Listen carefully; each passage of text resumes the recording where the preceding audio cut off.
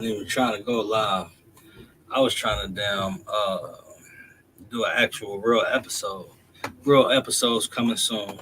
So you might want to get subscribed because I got some good stuff coming. And that's what this show is supposed to be about. There's a whole lot about to be going on in the world of hip hop. All right. I can't I'm not going to. I could, but I'm not going to risk it. Cameron is a shrewd businessman, right? I know from fucking experience, I got a damn copyright violation probably on this same page. I'm almost sure it was on the same page. So I don't want to damn do anything that go against policy or whatever. So I'm not going to play you what's going on. But the link is in the description below with a little bit of AI kind of putting things together for people, whatever, right? So basically, Cameron and Mace is on a brother shit again. These two guys, they grew up together, whatever, and they on some my brother shit, whatever. And I guess they doing everything together, including buying the rights to Reasonable Doubt. You know what I'm saying? So yeah, that's crazy. So apparently, Cam, I'm sure they won't have a problem showing that damn gear. That shit's hard. Yeah, I'm not sure how much it is. I'm sure it's expensive as hell, but I'm gonna probably cop one. I definitely want to. I want to support and shit.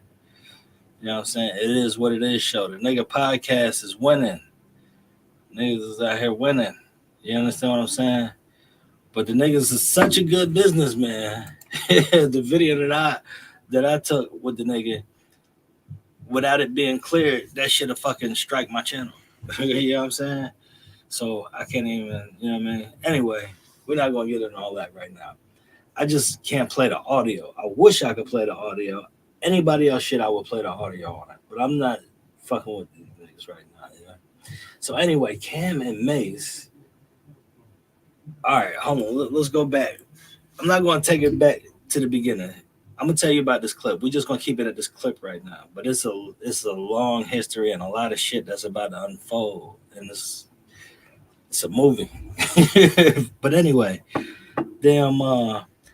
apparently Dame wanted to sell his his shit for Reasonable Doubt. And he wanted to do it as an NFT, right? Doing it as an NFT allows you to sell something, art, whatever, intellectual property, and it actually, the rights to music is like, hey, I'm gonna sign a piece of paper here. You own it. I got this piece of paper to say I own it. The court got it, whatever the fuck. You know what I'm saying? That's cool and shit. It's 2023.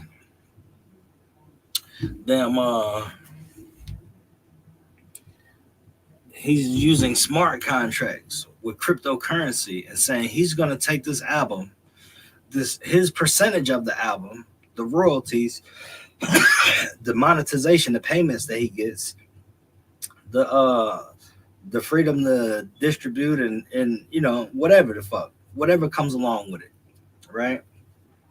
He's going to sell his portion of Jay-Z's first album, his classic album, which is kind of like his king's crown. As a king, that would be his crown. As a businessman, Jay-Z's a businessman first and foremost, right? He prides himself on being a businessman. Great businessman. One of the greatest businessmen of our times. You understand what I'm saying? Jay-Z, Hove. So he prides himself on being a great businessman. Now, Nas was sampled on said album. So Nas gets a percentage.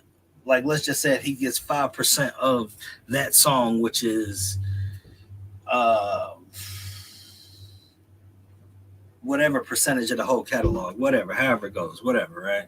Nas is the only person who gets any royalties from that album besides the people who were in the initial contract because they sampled him. He had a real good deal because of MC Search from Third Base. Shout out MC Search, doing good business, helping Nas become the businessman that he is today. Everybody give MC Search a round of applause. See, that's what I'm saying. If this was a real show, I had a round of applause, little clips, all that shit. But this is just me talking because it's live. So I'm trying to speed you guys up a little bit so you can kind of know where this content is going. Because this is going to be an ongoing drama that unfolds or whatever. So Nas has a small piece of the royalties from Jay-Z's first album. They went and back and forth and had a little whatever, right? So you see how that might be, a conflict of interest that you beefing with a guy who has royalties on your first album. That will leave a bad taste in your mouth. Like, damn, I gotta pay this motherfucker. This motherfucker on my biggest song. Hey, I'm going through the same shit, yeah. You know what I'm saying? I hooked the motherfucker up and brought them down to the beach house. They just there to fuck around and goddamn get some free dick. I'm feeding this motherfucker and everything else. Hey, say this one part on the song. Can you handle it, daddy? Oh, I just don't. Well, that's my part. All she said was, can you handle it, daddy? Just say, can you handle it, daddy, for this shit, because we're working on music and shit. You know what I'm saying? She said that line and goddamn want more than the song is worth. And I got to constantly keep dealing with this shit. She eventually was like, oh, well, just give me X amount of dollars and you won't never have to hear from me again. But you know how that shit worked. But anyway, this nigga's in a contract with these niggas. He's, you know what I'm saying? This shit's not going nowhere. You know what I'm saying? Fucking Nas is on the motherfucker. Who was his rival at one point in time. And they cool now, whatever the case may be, doing songs together. Who knows? Maybe it was just Khaled. You know what I'm saying? Maybe it was an ego thing. Who knows? But what I do know is Nas is one of the co-founders of Coinbase. So he got a little bit of bread. He do good business too. Nas stepped his business up. You know what I'm saying? When Khalees put that man on child support for a ridiculous number and had the whole world like, yo, what the fuck is this? You understand what I'm saying? Nas stepped his shit all the way up. He got into crypto. He started understanding how money works just like me. You know what I'm saying? Fucking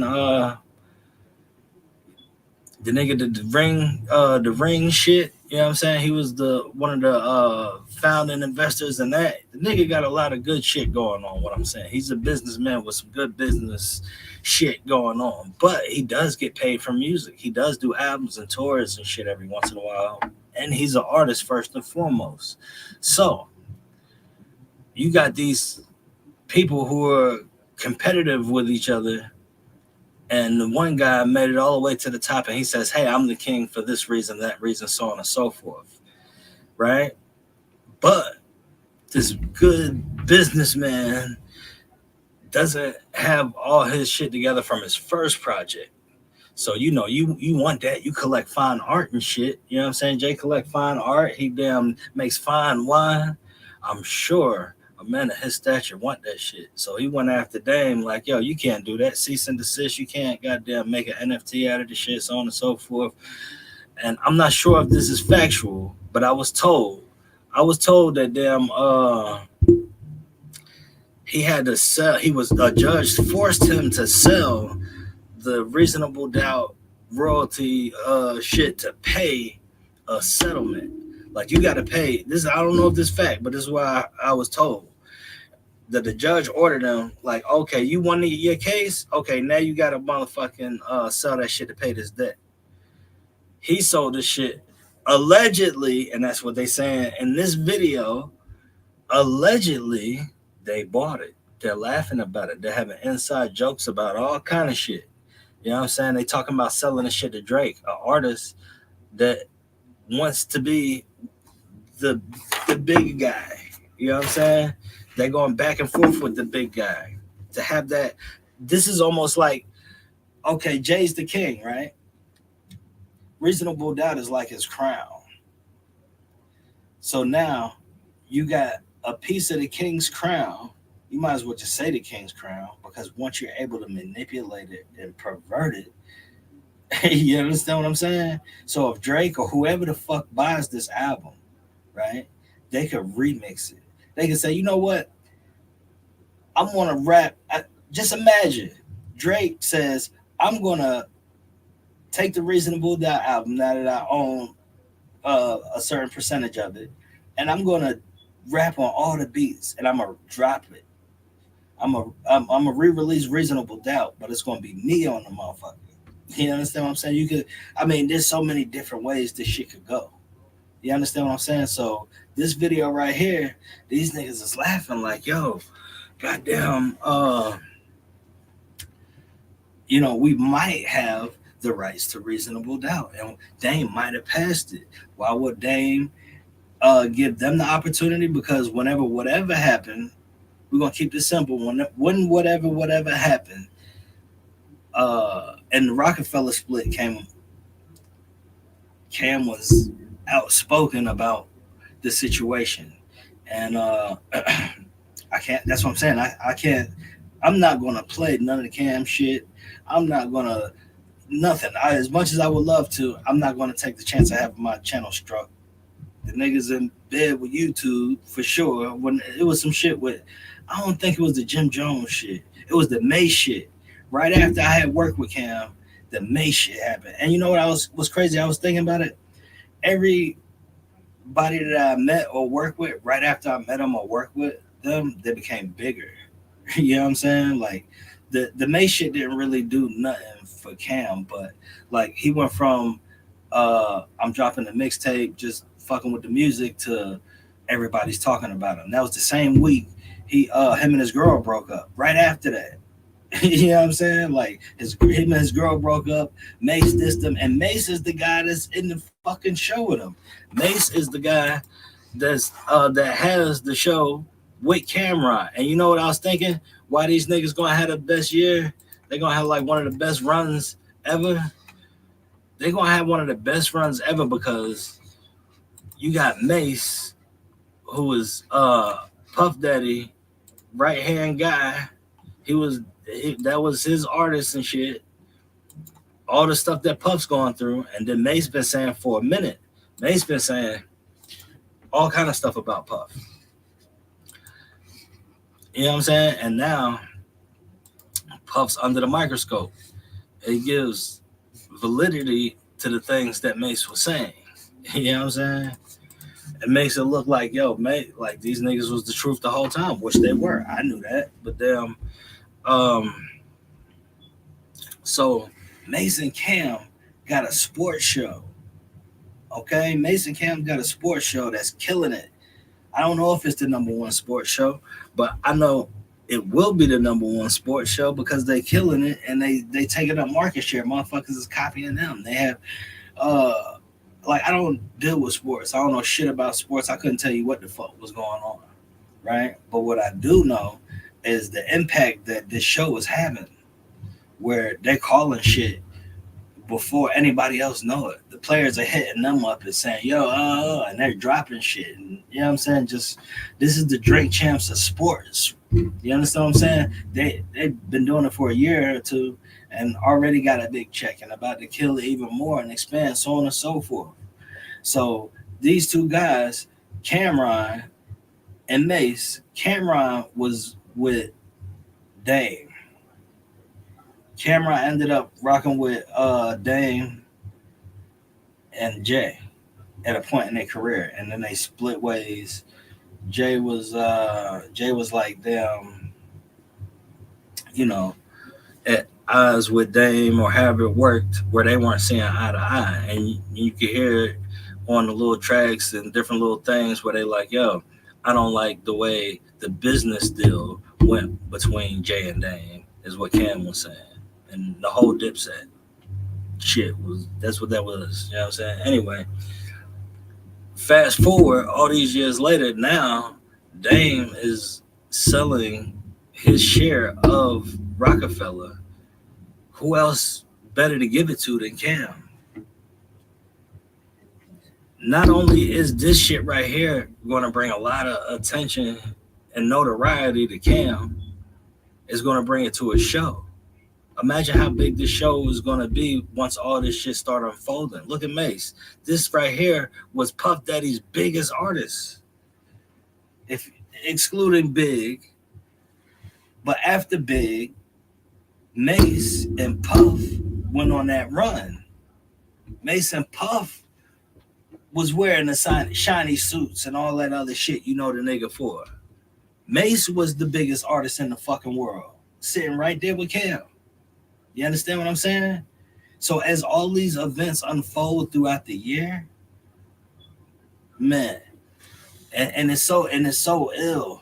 You know what I'm saying? The motherfucker who understand what's going on and what's about to happen and what they talking about in this fucking video, which is in the description below. I definitely suggest you check it out if you listening to all this. But you see this shit right here where it's like, yo, I'm gonna pull out $1. Like I caught all of this shit instantly, yeah. But and then I had to rewind it because I'm like, yo, this shit was ill. I didn't really catch it all. But then pause. You know what I'm saying? Fucking he even said the name Mortimer. As soon as he passed $1, I already knew what it was, yo. It's a movie Trading Places. And it's some Trading Places shit. And there's a lot more to come from this. If you want to know more about this and you want me to talk about certain shit or you want to come into the show and be a part of the conversation, hit the link below, subscribe, comment. And if you comment and you say you want to be a part of the show, I'll send you the link and the time and all that, and we'll work it out. You understand what I'm saying? So, yeah, we're going to end this video with something that I should be able to play, a scene from the movie Trading Places. And if you watch this scene and watch this interview, it'll make a lot of sense. As soon as everything that they were saying, it instantly resonated with me because I was in tune with this shit. I was engaged with this shit when it happened. You know what I'm saying? So check it out, yeah.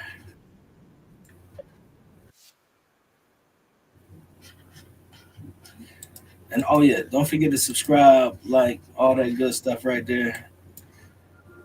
It helps the channel grow, as they say. You know.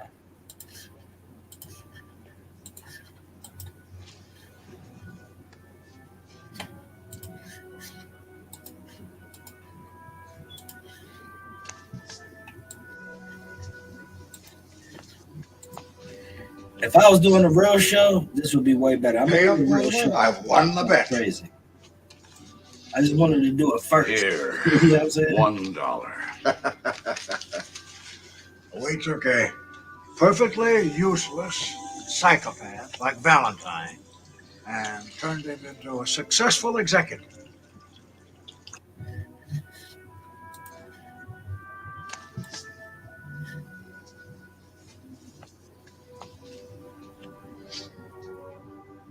Pay up, Mortimer. I've won the bet. Here, $1. We took a perfectly useless psychopath like Valentine and turned him into a successful executive. And during the same time, we turned an honest, hardworking man into a violently deranged would-be killer. Now, what are we going to do about taking Winthorpe back and returning Valentine to the ghetto? I don't want Winthorpe back after what he's done. You mean keep Valentine on as managing director?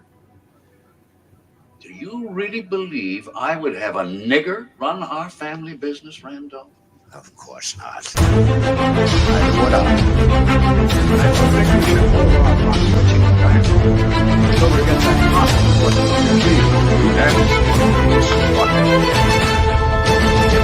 Mr. Beeks does what we paid him.